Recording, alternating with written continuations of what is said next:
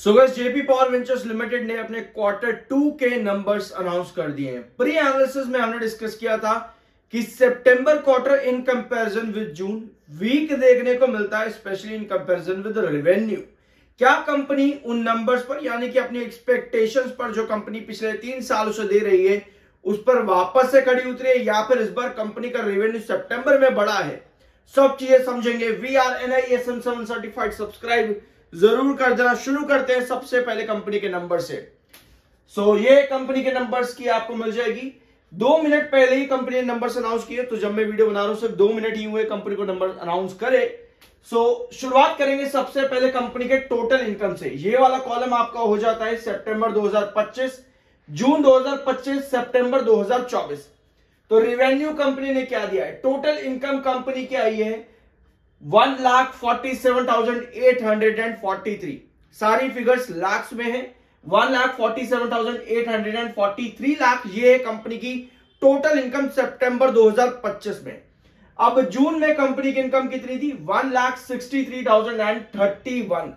ये थी कंपनी की टोटल इनकम जून 2025 में।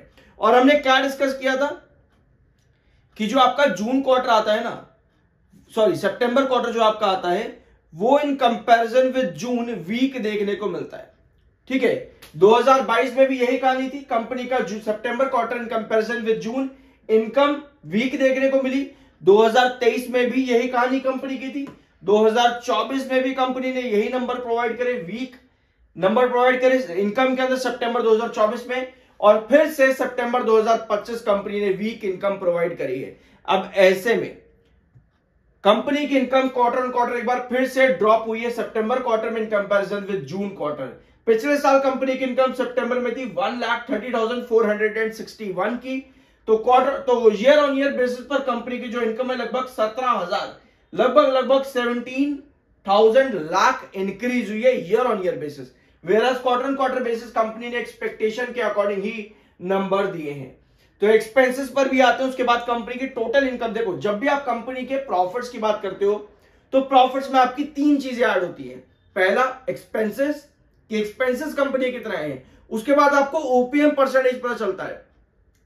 दूसरा पॉइंट आता है अदर इनकम, कि अदर इनकम से कंपनी ने कितना पैसा जनरेट करा है। उसके बाद आता है टैक्स परसेंटेज।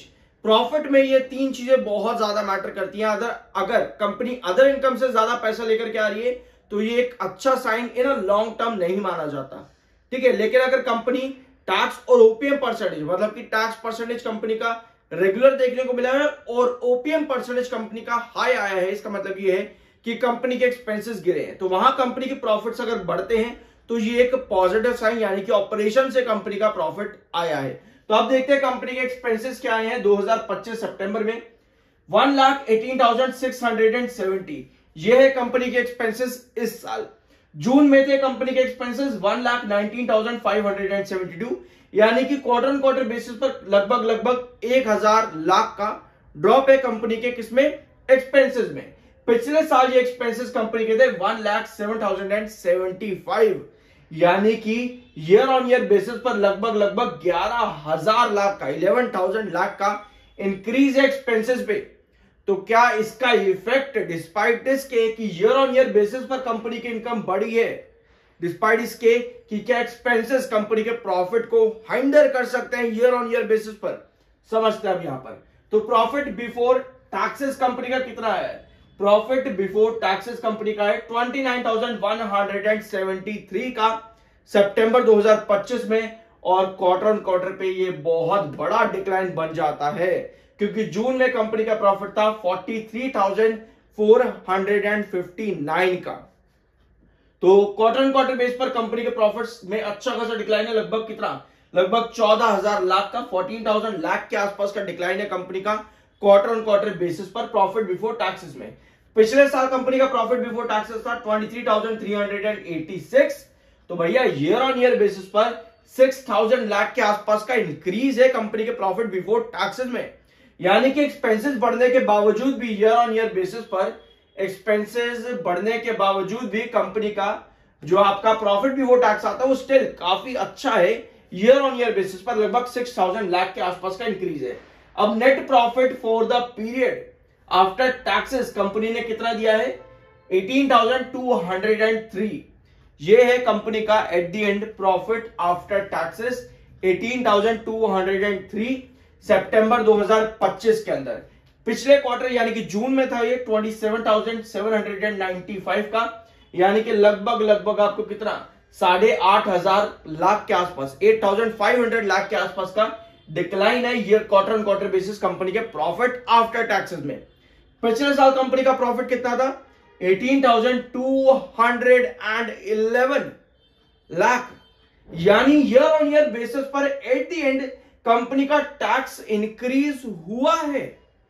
टैक्स इंक्रीज होने के बाद में ईयर ऑन ईयर बेसिस पर भी कंपनी की प्रॉफिटेबिलिटी 7 और 8 लाख तक ड्रॉप हो जाती है। ऑल्दो ये ड्रॉप जो है मार्जिनल है, but still at the end company के प्रॉफिट्स भी ईयर ऑन ईयर बेसिस पर ड्रॉप हो चुके हैं भैया।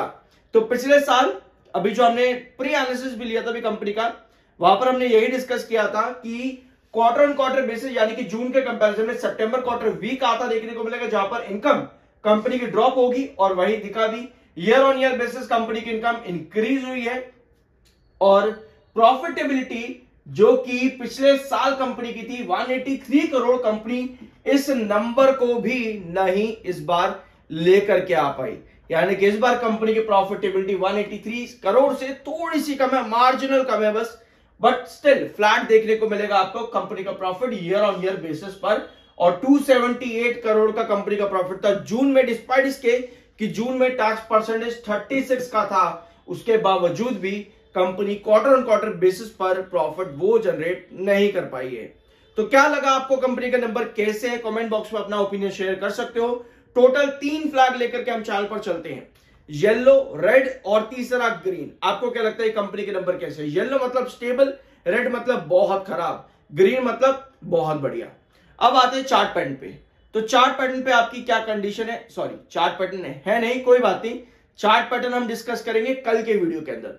तो अगर आपको समझना हो कि चार्ट पैटर्न पे आप कंडीशन क्या बनेगी नंबर्स के बाद में, ऑल्दो कल भी हमने जेपी पावर का चार्ट डिस्कस किया था, तो आप वो जरूर चेकआउट कर लेना।